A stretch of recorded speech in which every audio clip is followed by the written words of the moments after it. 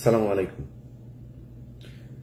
দুদিন ধরে আপনারা মিটফোর্ডের যে ঘটনা দেখছেন সেটা মর্মান্তিক, এটা ভাষায় প্রকাশ করার মতো না। এবং আমি নিজে বেশ শক্তি সাহস নিয়ে ভিডিওটা কয়েকবার দেখতে গিয়েছি। 25-30 সেকেন্ডের পরে আর যেতে পারি না। এটা যাওয়ার মতো না, এটা সুস্থ কোনো মানুষের পক্ষে দেখাও সম্ভব না, করা তো বহু পরে। কিন্তু ঘটনা ঘটেছে, আমরা সারা দেশের মানুষ এটা দেখেছে, দেখে সবাই ঘৃণা প্রকাশ করেছে এবং আমরাও একইভাবে ঘৃণা প্রকাশ করছি এবং যে ব্যক্তি নিহত হয়েছে তার পরিবারের প্রতি সহানুভূতি প্রকাশ করছে। ঘটনা কি ঘটেছে সেটা আপনারা এরই মধ্যে জেনেছেন। আমি এর ব্যাকগ্রাউন্ডের কিছু তথ্য আমার কাছে এসছে, সেই জিনিসগুলো নিয়ে আলোচনা করব। আমরা বাংলাদেশের মোটামুটি এখন যদি হিসাব করা যায়, যদিও বিএনপি খুব কষ্ট পায় যে চাঁদাবাজ বললে আবার তারা খুব কষ্ট পায়, কিন্তু মূলত বিএনপি এই মুহূর্তে একটা রেকগনাইজড একটা চাঁদাবাজ পার্টি হিসেবেই সারা দেশের মানুষের কাছে আবির্ভূত হয়েছেন। এটা অস্বীকার করার কোনো কারণ নেই। যদি অস্বীকার করে পিনাকি আর ইলিয়াসকে, কনক সরকারকে গালাগালি করেন, আপনার ড্যামেজ হবে, এই যে এইভাবে হইতে থাকবে ড্যামেজ। যা আলোচনা হচ্ছে সেটা আমলে নেন। শেখ হাসিনার মতো যদি নাকি ঘাট তারামো করে তারপরে কথাবার্তা বলেন, তাহলে আপনাদের পোষ্য কিছু এখন নতুন সাংবাদিক, ইউটিউবার, টিকটকার কিছু বের হয়েছে, আপনাদেরকে এখন ভীষণ রকমের ওন করে বিএনপিকে। তারাই মনে হয় বিএনপিকে গেল 15 বছর ধরে আজকের এই জায়গায় ক্ষমতায় আনার জন্য সবকিছু করেছে। তারা বাঁচাইতে পারবে না। চাঁদাবাজি হচ্ছে, সারা দেশে হচ্ছে, লক্ষ লক্ষ, কয়েক লক্ষ মানুষ বাংলাদেশে এই মুহূর্তে চাঁদা দেয়। কিন্তু যে মানুষগুলো চাঁদা দেন, আমার এই ভিডিওটা যারা দেখবেন, আপনাদের কাছে একটা কোশ্চেন করি। আচ্ছা বলেন তো, বিএনপির একজন কর্মী, একজন নেতা আপনার দোকানে গেল, যাওয়ার পরে আপনাকে বলা এই বেটা চাঁদা দে, এতদিন আওয়ামী লীগকে দিয়েছিস এখন আমাকে দে। চাঁদা দিচ্ছে না, আপনারা ধরে নিয়ে আসলো, দোকানের সামনে নিয়ে গেল, নিয়ে যে আপনাকে কিছুক্ষণ পেটালো, পিটায় তারপরে আপনার অর্ধমৃত অবস্থায় রাস্তায় পড়ে আছেন, সেখানে আবার পাথর দিয়ে আপনার বুকের মধ্যে জোরে জোরে মারছে। আপনার মৃত্যু পর্যন্ত এভাবে পাথর দিয়ে মারতে থাকলো। একটু চিন্তা করেন তো, এটা কি কোথাও কি ঘটেছে এরকম ঘটনা? এটা কি সম্ভব? আপনি একটু চোখ বন্ধ করে কল্পনা করেন, আপনার দোকান থেকে ওই বিএনপির যেই নেতা, এলাকার যুব দলের, ছাত্র দলের সভাপতি, সেক্রেটারি বা তার লোক যারা এসে চাঁদা নেয়, চিন্তা করেন একটু, চোখ বন্ধ করে, যে সেই লোকটা আসলো আমার এরকম। এটা কি সম্ভব? কখনো প্রশ্নই আসে না। এর আগে আরেকটা ঘটনা ঘটেছে ঠিক এই একই রকম। ঢাকা বিশ্ববিদ্যালয়ে একটা ছেলেকে, সে কিছুটা আপনার শুনেছে যে বুদ্ধি প্রতিবন্ধী টাইপের, তার ধরে আনলো, ভাত খাওয়ালো, ভিডিও দেখলাম আমরা সেটা। কিছুক্ষণ পরে আবার সে নাই। দুইটা ভিডিও ছড়িয়ে পড়লো, একদম স্যাড মিউজিক। একটা ভিডিও আমার মনে আছে, ওই ভিডিওটা প্রথম যেখান থেকে এসছে, যে আইডি থেকে, যে মোবাইল থেকে, তিনি স্যাড মিউজিক দিয়ে তারপরে সেটা ছেড়েছেন। ওই স্যাড মিউজিকটা আর ওই অডিওটা থেকে সরানো যায়নি, যেখানে ওইটাই সব জায়গায় চলেছে। এখন আমার একটু বলেন,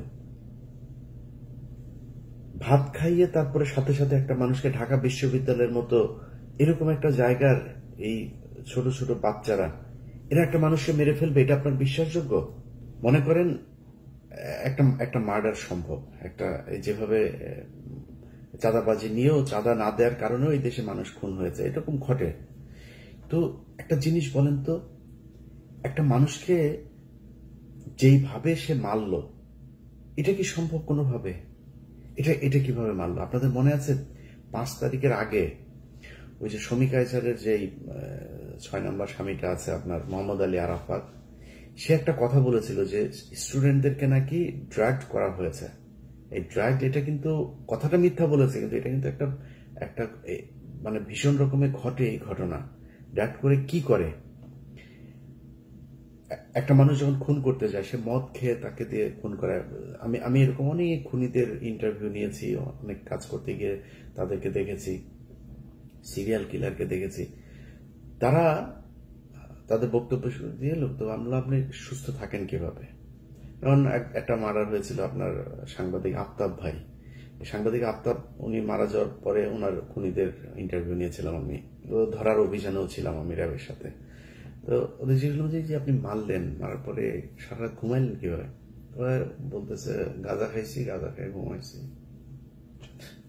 তো এই হয়েছে অবস্থা। এখন এই বিষয়গুলোতে যেটা হয়, কোনো না কোনো একটা পক্ষ তাদেরকে ড্রাইভ করেছে। এই পরিকল্পনা আমি যেটা মনে করি, বিচার বিভাগ তদন্ত কমিশন যদি গঠন করা হয়, নিরপেক্ষ যদি তদন্ত হয়, এখন তো জাজদেরকেও ক্যান্টনমেন্ট থেকে ফোন দিয়ে থ্রেট করা, জামিন বাতিল করা হয়, স্টে অর্ডার দেওয়া হয়। যদি নিরপেক্ষ আসলেই করতে দেওয়া হয় এবং ইউনূস সরকার যদি এটা নিশ্চিত করতে পারে, আমি গ্যারান্টি দিয়ে বলে রাখলাম, এই খুনের ঘটনার পেছনে ডিজিএফআই তাদেরকে অনেকদিন ধরে প্যাট্রোনাইজ করেছেন এবং তাকে যারা এই ঘটনার সাথে ছিল তাদের জিজ্ঞাসাবাদ করেন। এদেরকে সে হয়তো জানে না যে এটা যে আর্মির লোক বা ডিজিএফআই লোক, সে শুধু জানে কোনো একজন মানুষ তাকে এটার ব্যাপারে পরামর্শ দিয়েছে এবং এমন কোন মেডিসিন তাকে দেওয়া হয়েছিল যে মেডিসিন খেয়ে তারপরে সে ওখানে গিয়েছিল। এই ছাড়া কোনোদিন এই ধরনের ঘটনা ঘটানো কোনোভাবেই সম্ভব না।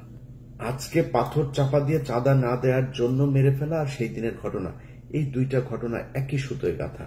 এর বাইরেও আরো অনেক ঘটনা ঘটেছে। কয়দিন পরপর ধর্ষণের বন্যা বয়ে যাচ্ছে, কয়দিন পরপর ছিনতাইয়ের বন্যা বয়ে যাচ্ছে। এই ঘটনা দুইটার সাথে মেলালে কি দাঁড়ায় সেটা নিয়ে আমার আজকের আলোচনা। আপনি দেখেন, যদি নাকি নিউজটা এইভাবে আসতো, আমি এটা নিয়ে এলাকায় খোঁজ নিয়েছি, খোঁজ নিয়ে জানলাম যে এই যে ছেলেটা মারা গিয়েছে, এই সোহাগ, তিনি হচ্ছে গিয়ে চকবাজার থানার একটা ওয়ার্ডের সদস্য সচিব প্রার্থী। এবং এই যে মৃত্যুর ঘটনাটা ঘটেছে, এটা এরকম না যে দোকানে গিয়েছে চাঁদা আনতে গিয়ে, এখানে চাঁদাবাজির কোনো ঘটনাই নাই। চাঁদা নিয়ে এখানে কোনো ঘটনাই ঘটে নাই। এখানে চাঁদাবাজি কে করবে সেইটা নিয়ে দুই পক্ষের মধ্যে সংঘর্ষ হয়েছে। সোহাগের একটা ভাঙির দোকান আছে। আপনারা জানেন যে বাংলাদেশে রাজনীতি যারা করে, এই ফকিন্নির বাচ্চাদের ডিশের ব্যবসা, ময়লার ব্যবসা, তারপরে এই ভাঙড়ি টাঙ্গির দোকানপাট, তারপরে ফুটপাতের, এগুলো কার পক্ষে থাকবে, কে কোন এলাকার নিয়ন্ত্রণে থাকবে, এটা নিয়ে ফকিন্নির বাচ্চাদের যুদ্ধ হয়, কামড়াকামড়ি হয়। তো কুকুরের ছানাদের যে কামড়াকামড়ি, সেই কামড়াকামড়ির একটা ফসল হচ্ছে এটা। এই জায়গায় দোকান দেওয়া নিয়ে এই দুই গ্রুপের মধ্যে, যে আমার এলাকায় এটা, এই এলাকায় তুই ভাঙড়ি নিয়ে নিতে পারবি না, তুই এলাকায় করতে পারবি না, তুই অন্য এলাকায় যা, সেটা নিয়ে গ্যাঞ্জামের সূত্র ধরেই এই মারামারি হয়েছে। এবং এই দ্বন্দ্ব চলছে আজকে কয়েক মাস ধরে। এটা কত 2 দিন আগের ঘটনা, কিন্তু হুট করে চাঁদা আনতে গিয়েছে আর দেয় নাই, বাইরে এনে তারপরে পেটালো, এরকম না বিষয়টা।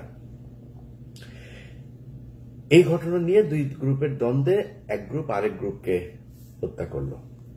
আচ্ছা, এবার আমাকে বলেন, যদি নিউজটা এরকম আসতো পত্রিকাতে যে চাঁদাবাজি কেন্দ্র করে বা এলাকার আধিপত্য বিস্তারকে কেন্দ্র করে যুব দলের দুই দলের সংঘর্ষে বা এক দলের ইয়েতে আরেক দল মৃত্যু হত্যাকাণ্ডের শিকার হয়েছে, এই ধরনের করেও যদি নিউজটা আসতো, যেভাবে এটাকে ছড়ানো গেছে, যেভাবে এটাকে দিয়ে মানুষকে গেলানো গিয়েছে, এইভাবে আসতো না। তখন কিন্তু দুই পক্ষকেই ঘৃণা জানাইতো, এটা নিয়ে হাসাহাসি হইতো, এটা নিয়ে অনেক আলোচনা হইতো, সব ঠিক আছে, একই রকম হইতো। কারণ হত্যাকাণ্ডটা তো ভয়ঙ্কর, যেভাবে মারা হয়েছে, এটা কোনো সভ্য মানুষের পক্ষে সম্ভব না। এবার একটা পয়েন্টে আসেন। প্রথম হচ্ছে, ভিডিওটা করলো কে, ভিডিওটা ছড়ালো কে, তারপরে গণমাধ্যমকে খবরটা কে দিল যে মিটফোর্ডে চাঁদা আনতে গিয়ে চাঁদা না দেয় ব্যবসায়ীকে হত্যা করা হলো, এই নিউজ কে দিল? আমি আপনাকে গ্যারান্টি দিলাম, এটা নিয়ে বিচার বিভাগীয় তদন্ত করেন এবং ঢাকা বিশ্ববিদ্যালয়ে যে ছেলেটা মারা গিয়েছিল, এই দুইটা নিয়ে বিচার বিভাগীয় তদন্ত করেন, কমিটি গঠন করেন। আমি গ্যারান্টি দিলাম দুইটাতে ওয়াকার হবে প্রথম আসামি, কারণ এই দুই ঘটনার সাথেই গোয়েন্দা সংস্থা জড়িত। আমার আজকের ভিডিও বিএনপিকে বাঁচানোর জন্য না বা কোনো অপরাধীকে বাঁচানোর জন্য না। আমি আগেই বলে নিয়েছি যে বিএনপি ব্যাপক চাঁদাবাজি করছে সারা দেশে। কিন্তু একটা জিনিস বিএনপিকে বুঝাইতে পারি নাই, যে 5 তারিখের পর থেকে আমরা কিছু যুদ্ধ করছিলাম, সেই যুদ্ধ এখনো চলছে। আমি কিছুটা ঠান্ডা, এখন অনেক স্বার্থপর হয়ে গিয়েছে, আত্মকেন্দ্রিক হয়েছে, নিজে একটু শান্তিতে থাকতে চাই। বাংলা এডিশন নামে একটা পত্রিকা চালু করেছে, 16 তারিখ থেকে সেটার যাত্রা শুরু করবে ইনশাল্লাহ। আমার এই পত্রিকায় বিজ্ঞাপন আসবে, পত্রিকার ইউটিউব ফেসবুক চ্যানেলের ইনকাম আসবে, ওগুলো নিয়ে নিজের ইউটিউব চ্যানেল আছে, তাইরে নিয়ে দেওয়া চলবে, এইভাবে চালায় যাব। আমার দরকার নাই তো এত দেশপ্রেমিক সাজার। এই দেশে দেশপ্রেমিক সাজার পরে 5 তারিখের পর থেকে আমাদের সম্মান, আমাদের সবকিছুই দেখেছি, আর ইচ্ছা নাই। তারপরেও এটা তো ছাড়তে পারবো না, কারণ দেশ তো আমার, এখানে কিছু কিছু বিষয় নিয়ে করবো, কিন্তু ওই জায়গাতে আর থাকবো না ভাই। যার যেমনি মনে চায় লুটে পুটে খা, জনগণ শাস্তি দিয়ে দিবে। আমরা 5 তারিখ থেকে যে বিষয়টা বলছিলাম, কয়েকটা জায়গা। 1 নম্বর হচ্ছে বিডিআর পিলখানা হত্যাকাণ্ড। আপনি যদি পিলখানা হত্যাকাণ্ডের বিচার করতে পারতেন, তাহলে ভারতের যেসব সেনা কর্মকর্তারা আছে এখনো বাংলাদেশে, এই মুজিব, হামিদ, ওয়াকার থেকে শুরু করে যারা যারা এই গেল 15 বছর ক্যান্টনমেন্টের ভেতরে আয়নাঘর বানিয়েছিল, দেশপ্রেমিক সেনাবাহিনীর অফিসারদের চাকরিচ্যুত করেছিল, তাদের গুম করেছিল, জেলে পাঠিয়েছে, জঙ্গি নাটক সাজিয়েছে, তাদের সবার বিচার করা যেত। আপনারা সেখানে যান নাই। আমরা বলেছি গণমাধ্যম থেকে আওয়ামী দালালদেরকে সরাইতে। আনিস আলমগীরের মতো দালাল, সে এখন পর্যন্ত বাংলাদেশে কলাম লেখে, বাংলাদেশে সে জীবিত আছে, এটা আমাকে প্রচন্ড রকমের আশ্চর্য করে। আপনি গণমাধ্যমের প্রতিটা জায়গায়, আমি আরটিভির কথা যদি বলি, এই চ্যানেলে ইনডিমনিটি নামে একটা নাটক তৈরি করা হয়েছিল, সেখানে জিয়াউর রহমানকে একদম পাকিস্তানের এজেন্ট, প্রচন্ড দেশদ্রোহী, দেশবিরোধী, লোভী একজন অফিসার হিসাবে সেখানে দাঁড় করানো হয়েছে। সেটা কে দাঁড় করিয়েছে? আরটিভির সিইও আশিকুর রহমান। তো এই ব্যক্তি আপনার তার বিরুদ্ধে নিউজ করেছি, তার অফিসের বেলায়েত নামে একজন আছে, আরো কয়েকজন আছে, সবাইকে নিয়ে একদম নাম ধরে ধরে আপনার সেখানে নিউজ করা হয়েছে। আতিকার রহমান, আরো কয়েকজনের ব্যাপারে করা হয়েছে। করার পরে সেখানে ওই যে একেএম ওয়াহিদুজ্জামান নামে এক বাটপার আছে, বিএনপির বাটপার। এই বিএনপির বাটপার গিয়ে সেখানে তাকে বসাইলো, বিএনপি বসিয়েছে তাকে সেখানে। বসানোর পরে সে আরটিভির 5% শেয়ার নিল, নিয়ে আওয়ামী লীগের লোকজন যারা আছে তাদের কাছ থেকেও কিছু টাকা পয়সা টয়সা নিয়ে এখন আমেরিকায় বসে আছে। সে আরটিভি চালায়, আমেরিকায় বসে বসে আরটিভি চালায়। আরে ভাই, আমি দেশের কোন দায়িত্ব নিলে আমি দেশে যাব? আমি তো দেশের দায়িত্ব নেই। সব আওয়ামী লীগের লোকজন রে ওইখানে বসে আরটিভি চালাচ্ছে। একইভাবে বসুন্ধরার দায়িত্ব নিয়েছে কাদের গনি,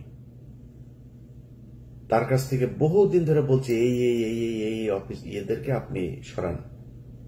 আমরা সরাসরি এসব নিয়ে সোশ্যাল মিডিয়াতে বলেছি, কাউকে সরানো হয়নি। নাজরিন মুন্নি এখন পর্যন্ত টক শো করে। ডিবিসির আরেকটা আছে, ওই যে যেটা কিনা মজুমদার, জুয়েল, ইকবাল সুবানদের খাট গরম করে মহিলাটা, সুন্দরী আপা, ডিবিসির কি ওই টক শোটা করে, একটারও সরানো হয় নাই।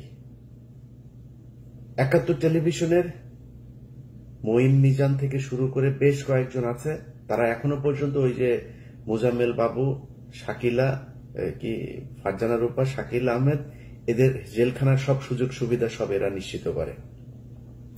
কোন জায়গা থেকেই তাদের সরানো, ইভেন ভাই শুধু এই 2 জায়গা না, এর বাইরেও বহু জায়গা আছে, কোন জায়গায় কোন ধরনের হাত দেওয়া হয়নি। আমরা সেগুলো নিয়ে কথা বলেছি। তাদের কাছে মনে হয়েছে যে এগুলো মনে আমাদের ব্যক্তিগত কারণে মনে হয় বলছি। ভাই, পাগল বানায় ফেলবে বিএনপির নেতা নেত্রী যা যা আছেন, সব ন্যাংটা হয়ে কাপড় টাপড় খুলে তারপরে রাস্তায় দৌড়াবেন। সাংবাদিকদের তো চিনেন না, এরা গত 15 বছর শেখ হাসিনাকে ক্ষমতায় রেখেছে। এক দেশের বাইরে ভাগ্যক্রমে কয়েকজন মানুষ ছিলাম, অল্প অল্প কিছু, আমরা তো জানি যে সেটা 10%, 5% হবে। 95% এই দেশের মানুষ এখনো জানতে পারে না কি হয়েছে। যদি আপনি জুলাইয়ের ঘটনাও বলেন, সবাই তো ছিল, কেউ কিছু বলেছে নাকি? পুরো একটা দেশের শত শত হাজার হাজার গণমাধ্যম ব্ল্যাক আউট করে দেওয়া হয়েছিল। কোন গণমাধ্যম থেকে কোনো নিউজ পেয়েছেন? আজ পর্যন্ত পান নাই। ওখানকার এক্সক্লুসিভ অনেক কিছু থাকার কথা, সেগুলো কোথায়? নাই। আপনি আসার পরে চাপ দিয়েছেন, আপনি তাদেরকে বসিয়ে রেখেছেন, বসিয়ে রেখে তারপরে তাদের কাছে এখন দাবি করবেন, আশা করবেন আপনাদের পক্ষে কিংবা নিরপেক্ষ জিনিস চালানোর। ডিজিএফআই এখনো পর্যন্ত প্রতিটা অফিসে নিউজ পাঠায়। 80% মিডিয়া এখন পর্যন্ত ডিজিএফআই পাঠানো সেই নিউজ প্রচার করে। আমাদের ফেসবুক পোস্ট, এই যে কয়দিন আগে এক মেজর নুরুল হক নামে এক বদমাশ আছে, মানে তার ব্যাচমেট থেকে শুরু করে কাজের বুয়া পর্যন্ত তার কাছে প্রেগনেন্ট হয়েছে। সেই মেজর নুরুল হক আমার পোস্ট 5 তারিখের পরের বাংলাদেশে বিটিআরসি কে দিয়া সরায় দেয়। এটা সেই বাংলাদেশ। আমাদেরকে আপনাদের শত্রু মনে হয়? আমাদের গায়ে যখন আঘাত লাগে তখন নিজের গায়ে আঘাত মনে হয় না? এটার প্রতিটা জিনিস হারে হারে টের পাবেন। নিজের গায়ের রক্ত চামড়া কেটে যদি নাকি আমাদের গায়ে লাগাই দেন না, ঋণ পরিশোধ করতে পারবেন। আপনাদের কাছে কিছু চাই নেই তো, দেশ ভালো চলুক সেটা চেয়েছি, আপনারা সেটা চান নাই। টাকা পয়সা পেয়েছেন, নগদ ক্যাশ পেয়েছেন, ভুলে গিয়েছেন। আওয়ামী লীগের লোকজনকে প্যাট্রোনাইজ করা শুরু করেছেন। সব জায়গাতে আপনারা তাদেরকে বসিয়ে রেখেছেন এখন পর্যন্ত। প্রতিটা জায়গায় এমন কোন জায়গা নেই যেখানে আপনি তাদেরকে, একটা সচিবালয় থেকে শুরু করে একদম ইউনিয়ন পরিষদ পর্যন্ত সব তারা বসে আছে। এখন তাদের কাছে আপনি চাবেন, তারা বলবে যে বিএনপির 2 গ্রুপের দ্বন্দ্বের জেরে যুবক খুন, এটা বলবে তারা? বলবে না। ডিজিএফআই শিখিয়ে দিয়েছে, শুরু হবে এই ভিডিওটা প্রচার করার সাথে সাথে নিউজ হবে যে চাঁদা আনতে গিয়ে তারপরে একজনকে চাঁদা না দেওয়ার অপরাধে তাকে বুকে পাথর দিয়ে চাপা দিয়ে মেরে ফেললো। এগুলো গত 15 বছর কারা করেছে হিসাব করে দেখেন। একটা ঘটনাকে চাপা দেওয়ার পরপর সাথে সাথে আরেকটা ঘটনা এসছে। এই ঘটনা এমন একদিন এসছে যার 2 দিন আগে শেখ হাসিনার বিরুদ্ধে যে খুনের অভিযোগ সেটা সন্দেহাতীতভাবে প্রমাণিত হয়েছে। সেই ঘটনার পরপর চলে এসে দেশে এখন আর ওই ঘটনা নিয়ে কোনো আলোচনা নেই, সব আলোচনা এখানে। এটা কারা করেছে এবার নিজেদেরকে কোশ্চেন করেন, সব উত্তর পেয়ে যাবেন। আমরা সেই 5 তারিখ থেকে আজ পর্যন্ত সেই একই জায়গায় আছি, একই কথা বলছি এখনো, যে ক্যান্টনমেন্টকে ভারতের দালাল মুক্ত করতে হবে, গণমাধ্যমকে ভারতের দালাল মুক্ত করতে হবে। এতক্ষণ যা বললাম সেটা শুধুই মাত্র বিএনপির বিরুদ্ধেই বললাম। এখন বিএনপির পক্ষে একটু বলি। ভাই, বাংলাদেশের মানুষ, আপনাদেরকে বুঝতে হবে 2001 থেকে 2005 সাল পর্যন্ত এই দেশে খালেদা জিয়াকে জঙ্গি নেত্রী বানানোর জন্য 21শে আগস্ট, তারপরে আরো অনেকগুলো জঙ্গি হামলার ঘটনা, 500 জায়গায় একসাথে জঙ্গি হামলার ঘটনা, শায়েখ আব্দুর রহমান বাংলার ভাই এদেরকে দিয়া জঙ্গি হামলা, এই ঘটনাগুলো ঘটিয়ে যেই কাজটা করা হয়েছে সেটা হচ্ছে বাংলাদেশ একটা ইসলামিক রাষ্ট্র হয়ে যাচ্ছে, এই ধরনের একটা কালার পৃথিবীর বিভিন্ন জায়গায় তুলে ধরা হয়েছে। তুলে ধরে তারপরে খালেদা জিয়া এবং বিএনপিকে এমন একটা জায়গায় নিয়ে যাওয়া হচ্ছে 15 বছর আন্তর্জাতিক কোনো সমর্থন তারা পায় নাই। এটা কেন করা হয়েছিল? এটা করার একমাত্র উদ্দেশ্য হচ্ছে ভারতকে বাংলাদেশের নিয়ন্ত্রণে যাতে নিতে পারে, এই জন্য ভারত এই কাজগুলো করেছে। একটু মিলিয়ে দেখেন, এখনো বিএনপি ক্ষমতায় আসার আগেই এমন একটা ভাইব তৈরি করা, আগেই বলেছে ভাই আমারে, মানে আমি তেল দিতে চাইলে অনেক ভালো করে দিতে পারবো। আপনি সারাদিন বিএনপির যেসব টিকটকার ভাড়া করেছে এখন তাদের হিসাবে তারা 12 মাস মিলে যে তেল দিয়া যা করতে পারবেন, আমি যদি একদিন তেল দিই তার চাইতে উপরে যাইতে পারবো। আল্লাহর রহমতে ওইটুকু গ্রহণযোগ্যতা আল্লাহ তৈরি করেছেন। কিন্তু আমি ওইটার জন্য বলছি না যে বিএনপি চাঁদাবাজি, আগেই বলে নিয়েছি বিএনপি ব্যাপক চাঁদাবাজি করছে, সারা দেশে চাঁদাবাজি করছে। কিন্তু আমরা তো ছাত্রদেরকেও দেখলাম, আমি বোধহয় সবচাইতে বেশি ছাত্রদের পক্ষে এখনো কথা বলি, সারা জীবন বলবো, চাঁদাবাজি করে নাই। ছাত্রদের নাম দিয়ে যায় তারপরে বিভিন্ন জায়গায় গিয়ে চাঁদাবাজি করেছে। সমন্বয়করা এখনো ধরা পড়ছে বিভিন্ন জায়গায়, হচ্ছে এগুলি সব ঠিক আছে। কিন্তু গত এই যে 10 মাস 11 মাস হলো একটা মানুষ গুম হয় নাই, মানুষ কথা বলতে পারে, যা ইচ্ছা তাই বলতে পারে, কোন সাংবাদিককে দেশ ছাড়া হইতে হয় নাই। যারা কিনা শেখ হাসিনার মানে একদম 5 চাটা গোলামি করেছে, ক্রাইমের সাথে যুক্ত হয়েছে, তাদের বিচারের আওতায় আনা হয়েছে। অনেকে এখনো বিচারের আওতায় আসে নাই, কিন্তু 99% সাংবাদিক এখনো বাংলাদেশে আছে, কাজ করছে, তাদেরকেও কিছু বলে নাই। অথচ আমাদের এই গত 10 মাসের যে সরকার এবং বিএনপিকে এমন ভাবে মঞ্চস্থ করা হচ্ছে, মনে হচ্ছে ওই যে ওরা এখন বলে এগুলি শেখ হাসিনার সরকারকে এখন দরকার, শেখ হাসিনাই ভালো ছিল, আগেই ভালো ছিল, এই ভাইব ঠিক করার জন্য এই ওয়াকার বাংলাদেশে এই অবস্থা তৈরি করছে। আওয়ামী লীগ নেই, বিএনপিকে আপনি এরকম করবেন, দেশ চালাবে কে? জরুরি শাসন দরকার। That's what Walker wants. এখন এটা যদি আপনি এইভাবে চান যে এইভাবে যাবে, তাহলে এইভাবে হবে। আর যদি না চান, মনে করেন যে না আসলেই ভালো দল চালাইতে চান, নিজের চাঁদাবাজদেরকে সাহায্য করেন, চাঁদাবাজি করলে তাকে সাথে সাথে আপনার বিএনপিতে দল তৈরি করেন, আরেকটা আলাদা দল তৈরি করেন, এরা চাঁদাবাজ বিরুদ্ধে কাজ করবে, নাহলে পরিস্থিতি সামাল দিতে পারবে না। ক্ষমতায় যাওয়ার আগেই ক্ষমতা হারাতে হবে। মানুষ এখন অনেক সচেতন, আপনার এগুলো মানুষ দেখছে। ডিজিএফআই এই সুযোগটা পেয়েছে কেন? কারণ আপনার ওখানে চাঁদাবাজি হয়, এই জন্য ভিতরে ঢুকে এই কাজ করানোর সুযোগ পেয়েছে, না হলে তো পারতো না। এগুলো ঠিক করতে হবে। আমি মনে করি যে দেশের সার্বিক পরিস্থিতির জন্য বিএনপির একটা, তারেক রহমান, খালেদা জিয়া সহ একটা উপরের একটা পর্যায় পর্যন্ত তো আছে, তারা এখনো পর্যন্ত চাঁদাবাজি হলেই তাদের বহিষ্কার করছেন। বিভিন্ন বিষয়ে তাদের শেখ হাসিনার চাইতে অন্তত অনেক ভালো চিন্তা চেতনা আছে দেশকে নিয়ে। সেই জায়গাগুলোর কারণেও আমার মনে হয় এই দেশের রাজনীতিতে বিএনপি একটা প্রচন্ড রকমের গত 15 বছরে নির্যাতিত একটা দল। সো তাদের একদম লাথি মেরে সরিয়ে দিয়ে তারপরে এই দেশ গঠন করা যাবে, এটা মনে করারও কোনো কারণ নাই। অতএব আপনাদেরকে মাথায় রাখতে হবে যে ঢালাওভাবে আমরা যখন কথাবার্তা বলবো, সেগুলো না বলে এই দেশকে কিভাবে গড়া যায়, সামনের দিকে নিয়ে যাওয়া যায়, সেটা চিন্তা করা।